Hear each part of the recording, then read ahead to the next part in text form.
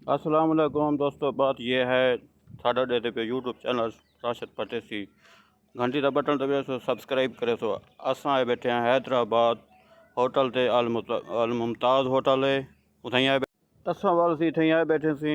ईद का तीजा डी असी असांखे घूम फिरूं हैदराबाद देखूं ते नाल बॉलीवुड वड्डा टू प्लाजा भी है उत्थे भी गए घूमिया फिरिया ते हुण दोस्तें नाल जड़ना है खाना खाने पाए दोस्त मेरा नाल ते हफ्ता मंडे तो वीडियो सारी पूरी दिखा करो।